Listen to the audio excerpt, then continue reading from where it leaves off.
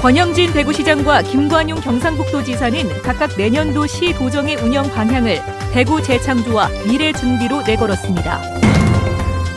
한 해 주요 이슈를 되돌아보는 송년기획 뉴스. 오늘은 첫 번째 순서로 부동산 광풍이란 말이 나올 만큼 치솟고 있는 대구 집값을 짚어봅니다. 한 건에 50원 정도의 개인정보를 사들여 한 대에 50만 원 하는 대포폰을 만들어 수출한 일당들이 경찰에 잡혔습니다. 오늘 대구 MBC에서는 한파를 녹이는 성금 모금 행사가 열려 각계의 따뜻한 정성들이 답지해 사랑의 온도를 높였습니다. 네, 여러분 안녕하십니까? 대구 경북 소식 전해드립니다. 권영진 대구시장과 김관용 경북도지사가 오늘 송년 기자회견을 갖고 내년에 대구시와 경상북도를 어떻게 꾸려나갈지 운영 방향을 밝혔습니다. 권영진 시장은 대구 재창조를, 김관용 지사는 미래 준비를 내걸었습니다. 금교신 기자가 취재했습니다. 권영진 대구시장은 취임 후 지난 6달을 시민소통에 주력하면서 대구의 혁신과 희망을 본 시기였다고 자평했습니다.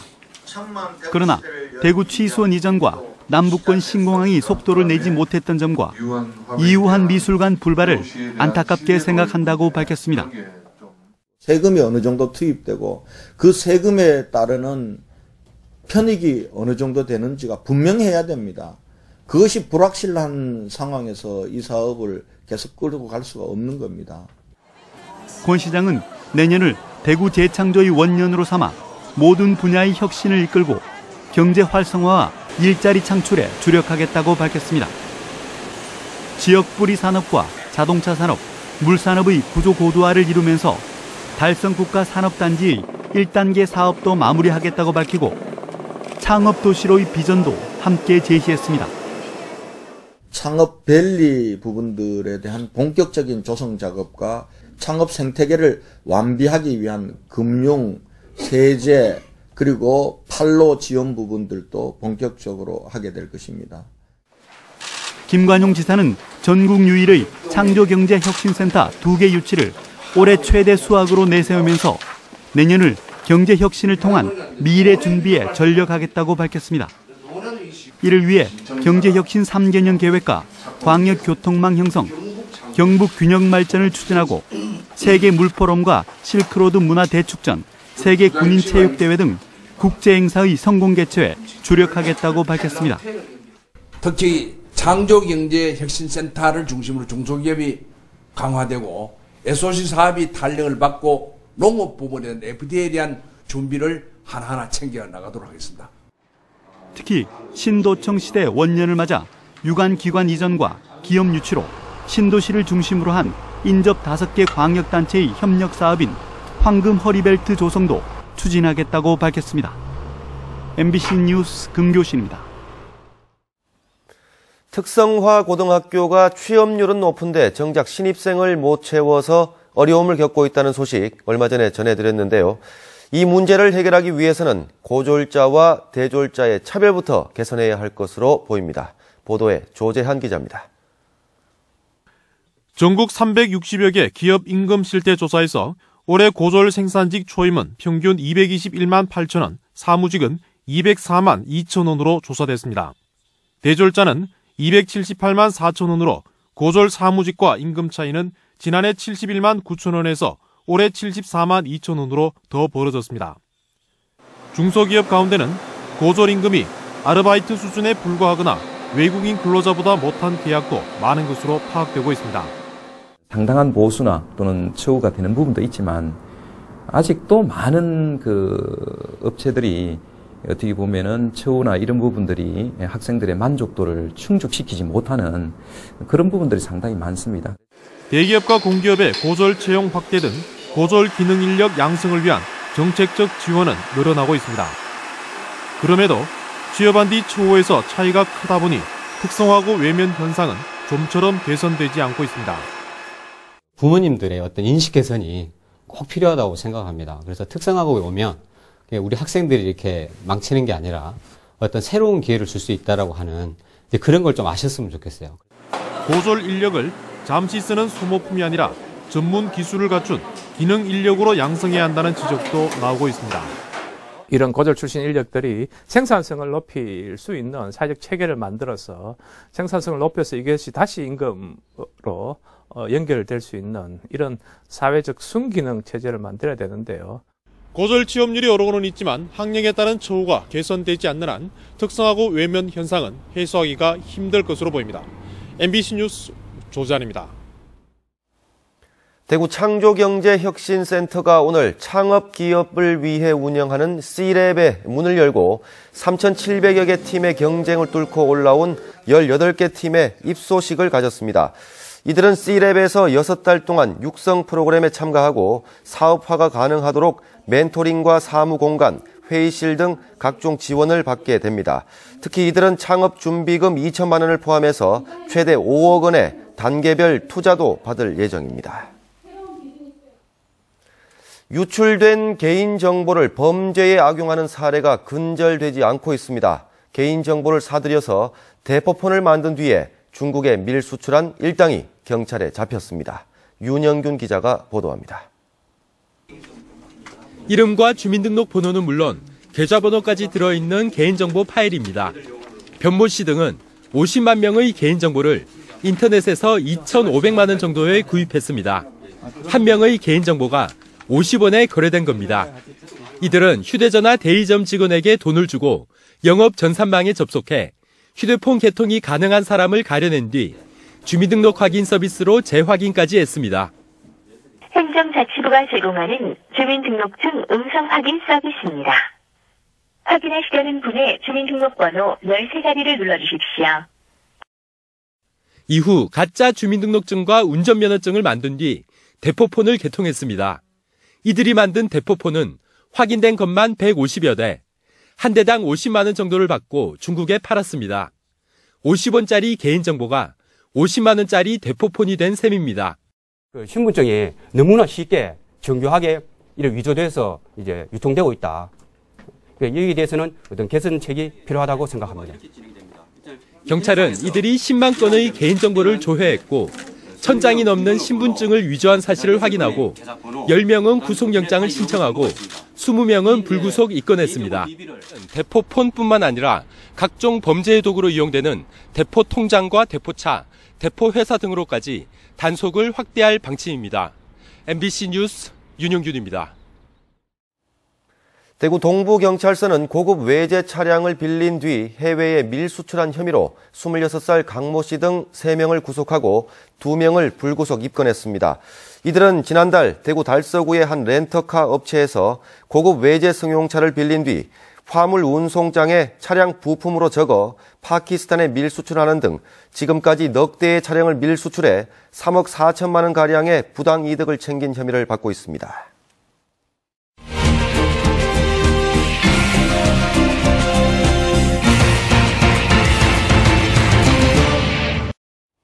대구문화방송은 올 한해 주요 이슈를 되돌아보는 송년기획 뉴스를 마련했습니다.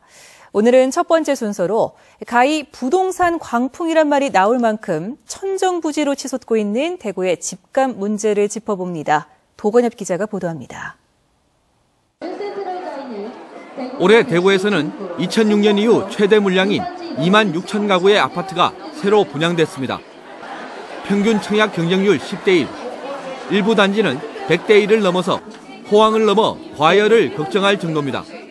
기존 매매가가 오르고 또 전세난이 겹치면서 아파트 사는 것을 주저했던 실수요자들이 아파트 시장으로 돌아왔었습니다.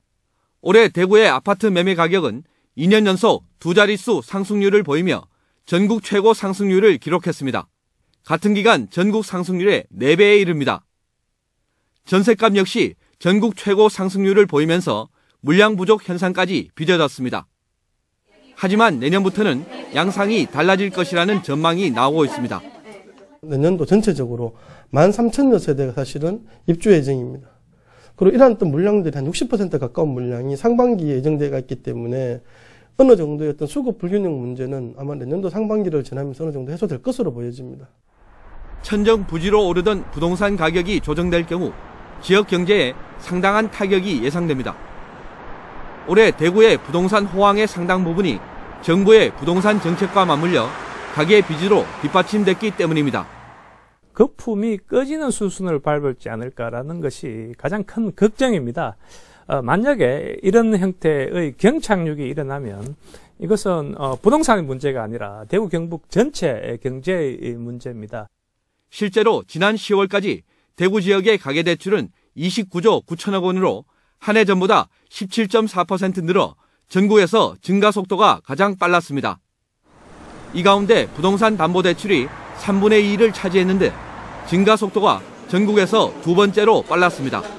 부동산 가격이 하락할 경우에는 이 가게가 돈을 갚을 여력이 악화가 되고 또 담보력을 악화로 이제 추가로 대출을 낼 수 있는 상황이 아니기 때문에 가게가 이제 실질 소득이 축소가 되는 그런 영향이 있을 수 있습니다. 부동산을 통한 경기 부양 정책에서 우리 경제의 체질을 강화하고 소득을 늘리는 정책으로 전환해 부동산 가격 급락에 따른 경착륙을 미리 대비해야 한다는 목소리가 커지고 있습니다. MBC 뉴스 도건협입니다. 오늘 대구 문화방송에서 성금 모금 행사가 열렸습니다.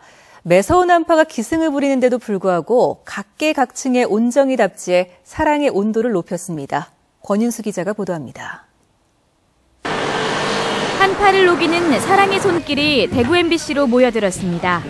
희망 2015 나눔 캠페인에 대구 경북 기관단체와 시민, 유치원생들까지 정성을 나누었습니다.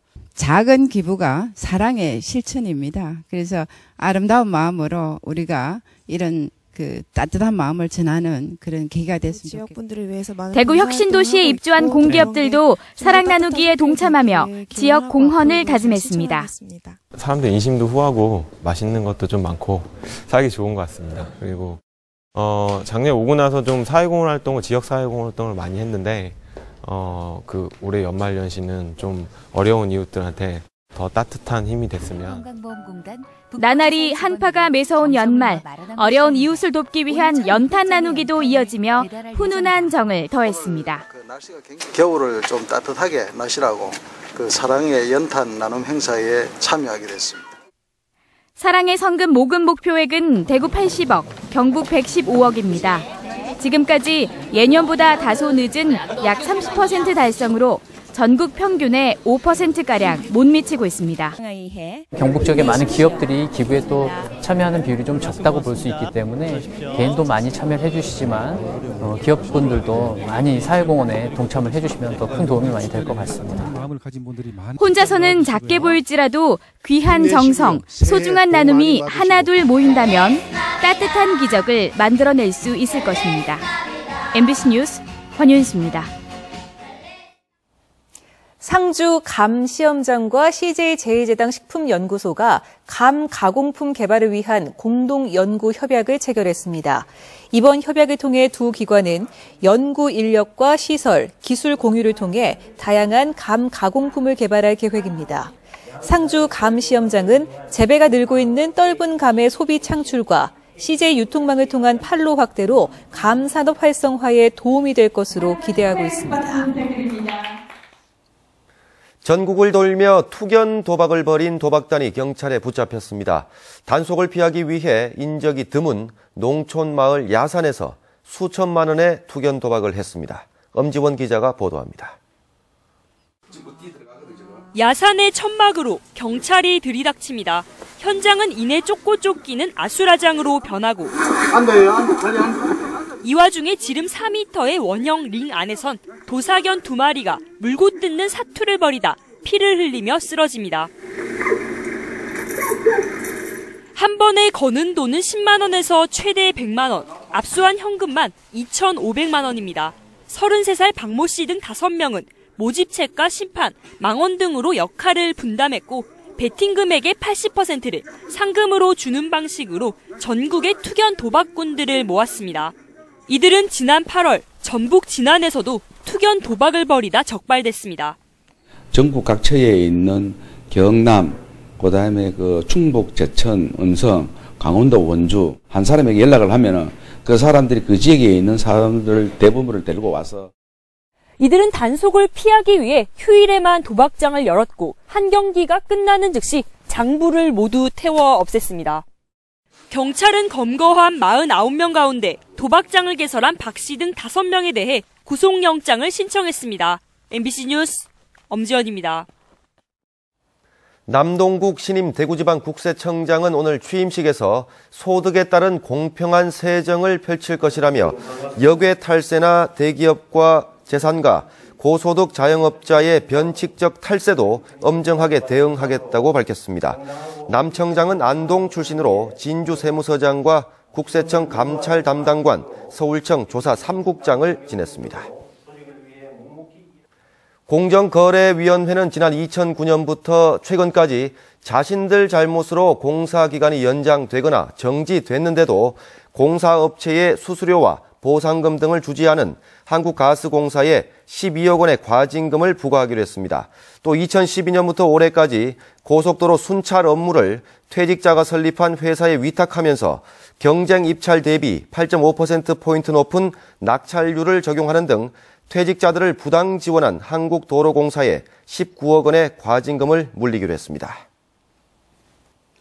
오늘 오전 11시 반쯤 대구 수성구 범물동 용지봉 6부 능선쯤에서 불이 나 산림 20제곱미터가 불에 탔습니다.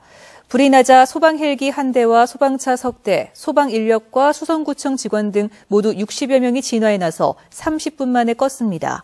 또 오늘 낮 12시 40분쯤에는 대구 중구 삼덕동의 한 상가 3층과 4층 사이 외부 계단에서 불이 나 외벽 15제곱미터 등을 태워 소방서 추산 200만 원의 재산 피해가 났습니다. 대구 성서경찰서는 전국을 돌아다니며 빌라에 몰래 들어가 금품을 훔친 혐의로 31살 박모 씨와 31살 전모 씨를 구속하고 이들로부터 작물을 사들인 46살 김모 씨를 불구속 입건했습니다. 이들은 지난 8월부터 최근까지 전국을 돌아다니며 51차례에 걸쳐 빌라 1층만 골라 귀금속과 현금 등 4천만 원어치의 금품을 훔친 혐의를 받고 있습니다. 다음은 희망 2015 나눔 캠페인에 성금을 보내주신 분들입니다. 암양면 거리모금 캠페인으로 89만 원, 암양면 이장협의회 50만 원, 성주군 수륜면 백운 1리 주민일동 66만 원, 남천면 경로회원 일동 60만 원, 경산시 자인면 김영준 씨가 50만 원을 보내주셨습니다. 모두 고맙습니다. 대구 경북 소식이었습니다.